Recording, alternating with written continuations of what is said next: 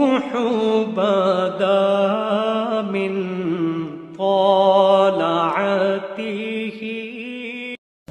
بسم اللہ الرحمن الرحیم. تیسرے پارے میں 11واں رکوع اور سورہ آل عمران کا تیسرا رکوع چل رہا ہے. سورہ آل عمران کی 28 آیات ہوئی ہیں. آیت نمبر 28 کے بعد ہے قل ان تخفوا ما فی صدورکم او تبدوه. اعوذ باللہ من الشیطان الرجیم. بسم اللہ الرحمن الرحیم. قل ان تخفوا ما فی صدورکم او تبدوه يعلمه اللہ ويعلم ما في السماوات وما في الأرض والله على كل شيء قدير. يوم تجد كل نفس ما عملت من خير محضرا وما عملت من سوء تود لو أن بينها وبينه أمدا بعيدا ويحذركم الله نفسه والله رؤوف بالعباد. صدق الله العظيم. اوپر کی آیتوں میں ایک اہم ہدایت تھی کہ مومنوں مسلمانوں کو چاہیے کہ وہ اپنا قلبی تعلق ایک مومن کے ساتھ جو ربط ہونا چاہیے وہ مومنوں کے ساتھ ہی رکھیں. غیر مسلموں کے ساتھ ویسا ربط نہ رکھیں کہ ایک مومن کا جیسے ایک مومن کے ساتھ ہونا چاہیے قلبی ربط محبت کہ ان دونوں کا نفع نقصان ایک بن جائے اور ایک دوسرے کی رہنمائی دینی معاملات میں ایک دوسرے کی کریں. امر بالمعروف نہی عن المنکر ایک دوسرے کا ساتھ دے. ایسا تعلق کافروں کے ساتھ تمہارا نہیں ہونا چاہیے.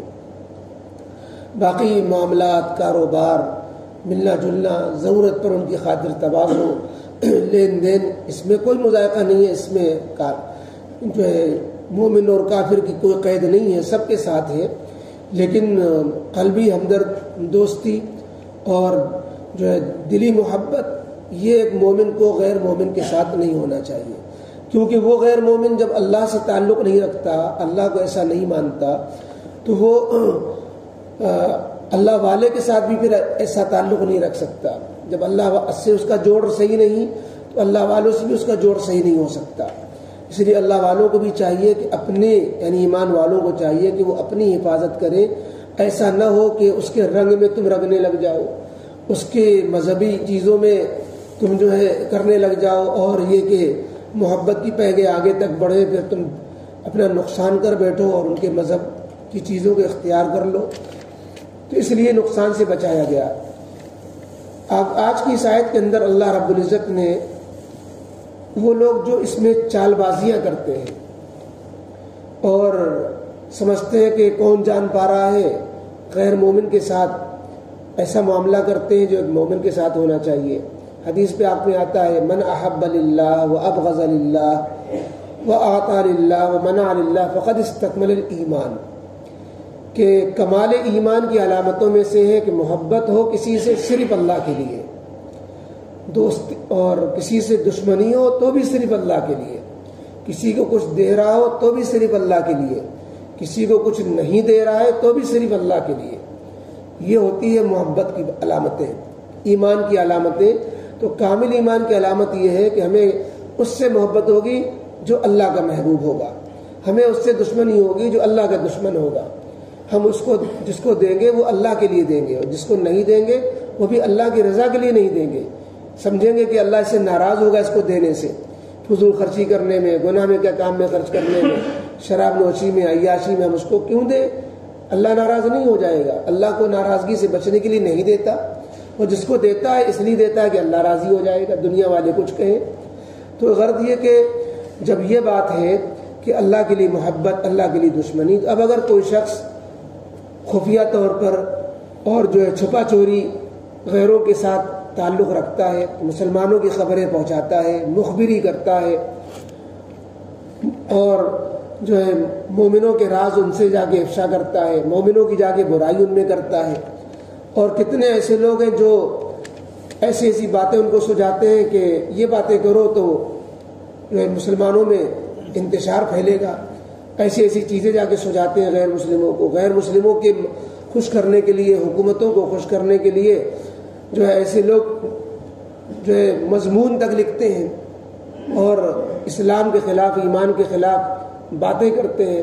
چنانچہ یہ چیزیں آج چھپی ہوئی ہیں. کتنے بھی ایسے منافقین ہیں جو نام کے تو مسلمان ہیں اور حرکتیں سب دشمنان اسلام والی کر رہے ہیں. دشمنان اسلام کو سجھاؤ دیتے ہیں, دشمنان اسلام کو جو ہے وہ باتیں بتاتے ہیں, جو کمیاں بتاتے ہیں جو مسلم سماج کے اندر پیدا ہو گئی ہیں, تاکہ ان کو اچھالے اور ان کو جو ورغلاتے ہیں, ان کو فلمیں بنانے میں ان کی مدد کرتے ہیں. اور کیسی کیسی فلمیں جو اسلام کے خلاف بنائی جا رہی ہیں آج کل. تو اللہ تعالیٰ نے آج کی آیتوں میں ایسے ہی لوگوں کو کہا کہ جو لوگ اپنی چیزیں گناہ کر رہے ہیں اور گناہ پہ کو چھپانا چاہ رہے ہیں, وہ سمجھتے ہیں کہ لوگ جاننے نہ پائیں, تو اللہ فرماتے ہیں وہ چھپائیں یا ظاہر کریں, کھلم کھلا وہ اسلام کی دشمنی کرے یا چھپ کر کے اسلام کی دشمنی کرے. غیروں کے ساتھ تعلق الگ اعلان رکھیں یا غیروں کے ساتھ تعلق چھپا چوری والا رکھیں. اللہ سے تو کچھ اوجھل نہیں ہے, اللہ تو جان ہی رہا ہے. اللہ سے کیا چیز اوجھل ہوگی؟ جو آسمانوں میں زمینوں کے اندر کہیں بھی کوئی چیز ہے وہ سب اللہ کی بنائی بھی ہے, اور انسانوں کو بنانے والا بھی اللہ ہے, انسان کے دل کو بنانے والا بھی اللہ ہے. تو بنانے والا اپنے بنائی ہوئی چیزوں کے بارے میں نہیں جانے گا تو کون جانے گا؟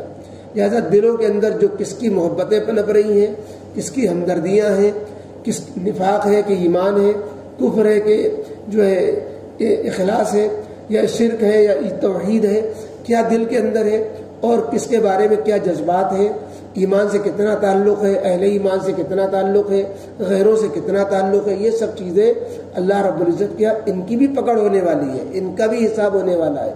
اور اللہ تعالیٰ کو علم بھی سب کچھ ہے, قدرت بھی بھرپور ہے. کسی کو سزا دینے کے لیے, کسی کو پکڑنے کے لیے, اس کے غلطیوں کو جاننے کے لیے ایک تو علم کی بھی ضرورت ہے, دوسرے قدرت کی بھی ضرورت ہے. تو اللہ کو علم بھی بھرپور اور اللہ کی قدرت بھی بھرپور, لہذا اب وہ جرم اس کا چھپ نہیں سکتا اور سزا سے وہ بچ نہیں سکتا. جرم اس لیے نہیں چھپ سکتا کہ اللہ کا علم بھرپور ہے, اور سزا سے بچ اس لیے نہیں سکتا کہ اللہ کی قدرت بھی بھرپور ہے. آگے اللہ تعالیٰ نے فرمایا کہ ہاں اللہ نے دنیا میں پردے ڈال رکھے ہیں, دنیا میں جو ہے عیبوں کو کھولتا نہیں ہے. اللہ تعالیٰ نے دنیا میں آزادی دے رکھی ہے, لیکن وہ دن آنے والا ہے. اگلی آیت میں جو بات فرمائی گئی, وہ دن آ رہا ہے کہ جس دن انسان کے اپنا کیا ہوا ہر عمل اس کے سامنے موجود ہوگا. انسان کا ہر اپنا کیا ہوا عمل اس کے سامنے موجود ہوگا. جو خیر کا کام کیا ہے وہ بھی وہ اس کے سامنے ہوگا, اور جو برائی اس نے کی ہے وہ اس کے سامنے ہوگی. خیر بھی اور تو عمل بد اور عمل خیر جو کچھ بھی ہوگا اس کے سامنے ہوگا. ما عملت من خیر محضرہ, سامنے موجود پائے گا. اب سامنے عمل کو موجود پانے کا کیا معنی؟ ایک تو یہ کہ نام اعمال اس کے سامنے ہوگا, کہ جو عمل کیا تھا وہ لکھا ہوا نام اعمال اچھا برا اس کے سامنے ہوگا. اور یہ کہ عمل کو موجود پائے گا کہ وہ اس عمل کو کرتا ہوا اٹھے گا, جس عمل کو دنیا میں کر رہا تھا وہی حرکتیں اس کی بات دہرائی جائیں گی, اچھی اور بری. اور ایک معنی یہ ہے کہ جو وقت کہ جو عمل انسان نے اچھا یا برا کیا تھا اس کی جزا اس کے سامنے آئے گی. یہ مطلب کہ جو عمل کیا وہ سامنے پائے گا, یعنی اس کے بدلے کو سامنے پائے گا. جو برا عمل کیا وہ اس کو سامنے پائے گا, یعنی اس کی سزا سامنے پائے گا. یہ اس کے معنی ہے. اکبر الہ آبادی ایک مشہور شاعر گزرے ہیں اور بڑے اللہ والے تھے. وہ ان کے اشعار کے اندر بھی دینی رنگ ہوتا ہے. انہوں نے ایک بات کہی کہ لوگ کہتے ہیں وقت چلا گیا. وقت چلا گیا تو سوال پیدا ہوتا ہے چلا کہاں گیا؟ تو اکبر الہ آبادی نے کہا کہ کہیں نہیں چلا جاتا, وہ اللہ تعالیٰ کے پاس چلا جاتا ہے. جب بندہ اللہ کے پاس جائے گا تو اللہ بندے سے کہیں گے یہ ہے جو وقت تمہارا ہمارے پاس آ گیا ہے. جو وقت چلا گیا تھا اس وقت میں تم نے اچھائی کری, برائی کری, وقت ضائع کیا, وقت کو وصولا, وقت کو کس کام میں خرچ کیا, تو وقت تو چلا گیا, لیکن گیا کہاں؟ اللہ رب العزت کیا جس نے دنیا میں وقت دیا تھا. جب وہ چلا گیا تو اب جو بندہ جب اللہ کے یہاں پہنچے گا تو وقت اس کے سامنے آئے گا کہ یہ ہے وقت, اس کے سامنے چلا دیا جائے گا کہ یہ وقت تمہارا بھیجا ہوا ہمارے پاس ہے. اب اس وقت میں تم نے کیا کرنا تھا, کیا کیا, اب دیکھتے جاؤ. وقت کی ریل چلا دی جائے گی, وہ وقت پورا دوہرا دیا جائے گا. جو وقت انسان کو دنیا میں اللہ نے دیا تھا وہ وقت پورا دوہرا دیا جائے گا. تو اس سے بھی اس آیت کا معنی نکلتا ہے کہ جو وہ کر رہا ہے دنیا کے اندر وہ اس کو سامنے پائے گا, پورے وقت کے ساتھ اس کے سامنے وہ چیز موجود ہو جائے گی. جب انسان کے نام اعمال میں بھلائیاں بھی ہوں گی, برائیاں بھی ہوں گی, تو بھلائیوں برائیوں دونوں کو دیکھ کر وہ ڈر جائے گا اور کہے گا ارے یہ تو ساری برائیاں بھی ہمارے ساتھ ساتھ چلی آئیں بھلائیوں کے ساتھ ساتھ. تو وہ اب تمنائیں کرے گا, آرزو کرے گا کہ کاش اس دن کے درمیان اور اس انسان کے درمیان دور دراز کا فاصلہ کر دیا جائے, کہ یہ قیامت کے دن دور کر دیا جائے اور ہم اس قیامت کے دن سے دور کر دیے جائے. لیکن یہ تمنا کہاں پوری ہونے والی ہے؟ یا یہ کہ آیت میں جو بات آئی کہ اس کے درمیان اور اس کے درمیان دور دراز کا فاصلہ کر دیا جائے, تو مراد یہ کہ قیامت کے دن اور انسان کے درمیان. بعض نے کہا کہ انسان کے درمیان, اس کے عمل کے درمیان. وہ یہ تمنا کرے گا کہ میرے درمیان اور میرے عمل کے درمیان فاصلہ کر دیا جائے, میرا عمل مجھ سے اتنا دور چلا جائے کہ میں اس عمل کو دیکھ ہی نہ پاؤں جو برائیاں ہم نے کر رکھی ہیں. اللہ تعالیٰ فرما رہے ہیں کہ آج کے دن اللہ تم کو اسی لیے ڈرا رہا ہے تاکہ اس برے دن سے تمہیں پالا نہ پڑے, اس برے دن میں تمہیں پچھتاوا نہ ہو. اب وہ شخص پچھتا رہا ہے جس کے نامہ اعمال میں نیکیاں بھی ہیں برائیاں بھی ہیں. اب جس کے نامہ اعمال میں برائیاں ہی برائیاں ہوں گی اس کا کیا حشر ہوگا؟ تو اس لیے انسان کو نیکیوں کا ذخیرہ زیادہ ہوگا, وہ نہیں پچھتائے گا. جس کی نیکیاں اور برائیاں دونوں ہوں گی, دونوں برابر ہوں گی یا برائیاں زیادہ ہوں گی, اسے یہ پچھتاوا ہوگا. آج اللہ تعالیٰ نے ان باتوں کو آج سے آگاہ کر کے تنبیہ کر کے انسان کو ڈرایا تاکہ وہ آخرت کے بارے میں جو ہے بے فکر نہ ہو جائے. یہ اللہ کی مہربانی ہے کہ بار بار ہمیں آگاہ کر دیتا ہے, بار بار ڈراتے ہیں, بار بار سمجھاتے ہیں کہ دیکھو خبردار ہو جاؤ, ابھی ہوش کے ناخن لے لو, ابھی توبہ کر لو, ابھی دنیا کی زندگی میں اپنی زندگی سنوار لو, ابھی غیروں کی دوستی کو ختم کر کے اللہ والوں کی سنگت اختیار کرو, اچھوں کی صحبت میں رہو. اگر ایسا کرو گے تو ابھی بھی تمہارے لیے خیر ہے. اور اللہ بندوں پر بڑے مہربان ہے. اللہ تعالیٰ بار بار اسی لیے بیان کرتے ہیں تاکہ بندے سوجھ بوجھ سے کام لیں. اب پھر بھی نہیں سمجھتے اور اسی حال سے دنیا سے رخصت ہو جاتے ہیں. پھر اگر اللہ کی پکڑ آئے تو اس میں بندے ہی کا اپنا قصور ہوتا ہے. فرمایا قل ان تخفوا ما فی صدورکم او تبدوہ, اے نبی علیہ السلام آپ لوگوں سے کہہ دیجئے, جو مومن ہیں ان مومنوں سے کہیے ان تخفوا ما فی صدورکم او تبدوہ, اگر تم چھپاؤ گے ان چیزوں کو جو تمہارے دل میں پنپ رہی ہیں. مراد یہاں پر جو غیروں سے تعلق اگر تم نے دل میں چھپایا ہوا ہے, اندر سے مومن نہیں ہو اور تمہاری ہمدردیاں غیروں کے ساتھ ہیں. ان تخفوا ما فی صدورکم, اگر تم چھپاؤ گے ان چیزوں کو جو تمہارے سینوں میں ہے, او تبدو, یا اس کو علی اعلان کرو, ظاہر کر کے رکھو گے ان باتوں کو, یعلمہ اللہ, اللہ سب کو جان رہا ہوتا ہے. اللہ کے علم کے بارے میں بہت سے مشرکین غلط فہمی میں مبتلا ہوتے ہیں کہ اللہ رب العزت سب کچھ نہیں جان رہا ہے, اس لیے وہ بیچ میں واسطے بناتے ہیں کہ اپنی بات اللہ کو پہنچانے کے لیے, چونکہ اللہ ڈائریکٹ ہماری سن نہیں سکتا اور اللہ سب کچھ جانتا نہیں ہے, اللہ کے علم کو ناقص سمجھتے ہیں. اللہ نے فرمایا کہ یہ اللہ کا علم کامل ہے. وَيَعْلَمُ مَا فِي السَّمَاوَاتِ وَمَا فِي الْأَرْضِ, اللہ وہ سب کچھ جان رہا ہے, جو کچھ بھی آسمانوں میں اور جو کچھ بھی زمینوں میں, کوئی چیز اللہ کے علم سے باہر نہیں. وَاللَّهُ عَلَىٰ كُلِّ شَيْءٍ قَدِيرٌ, اور قدرت کے بھی حال ایسے ہی ہے کہ قدرت بھی اللہ کی ادھوری نہیں ہے کہ اللہ اپنے معبودان باطلہ اور اپنے اولیاء اور اپنے نبیوں کے بغیر اللہ کچھ کرنے پر قادر نہیں. فرمایا نہیں, اللہ کا ایک نظام ہے بندوں کے تئیں, لیکن اللہ کی قدرت سے کوئی چیز باہر نہیں ہے. واللہ علی کل شیء قدیر, اللہ ہر چیز پر پوری طرح قدرت رکھنے والا ہے.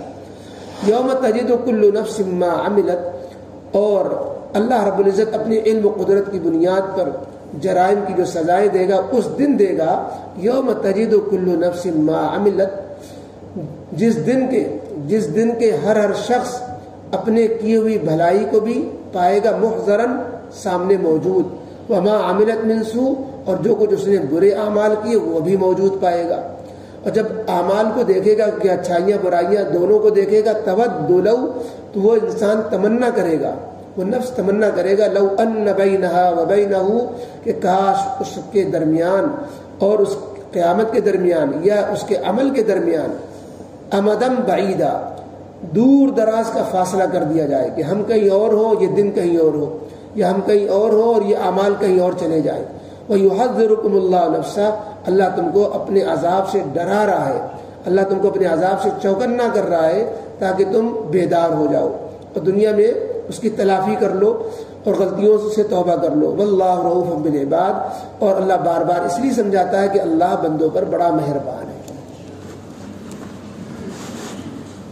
الحمد للہ رب العالمین والصلاة والسلام علی رسول محمد وآلہ وصحبہ اجمعین. اللہم صلی علی محمد وعلی آل محمد کما صلیت علی ابراہیم وعلی آل ابراہیم انک حمید مجید. اللہم بارک علی محمد وعلی آل محمد کما بارکت علی ابراہیم وعلی آل ابراہیم انک حمید مجید. ربنا ظلمنا انفسنا وإن لم تغفر لنا وترحمنا لنكونن من الخاسرين. ربنا لا تزغ قلوبنا بعد إذ هديتنا وهب لنا من لدنك رحمة إنك أنت الوهاب. اللهم إنا نسألك العفو والعافية في الدنيا والآخرة. اللهم بارك لنا في الموت وفيما بعد الموت. اللهم إنا نسألك رضاك والجنة. اللهم إنا نعوذ بك من سخطك والنار. اللهم يا حي يا قيوم برحمتك نستغيث. اللهم لا سهل إلا ما جعلته سهلا فسهل يا إلهي كل صعب بحرمة سيد الأبرار صلى الله تعالى عليه وسلم. سبحان ربك رب العزة عما يصفون وسلام على المرسلين والحمد لله.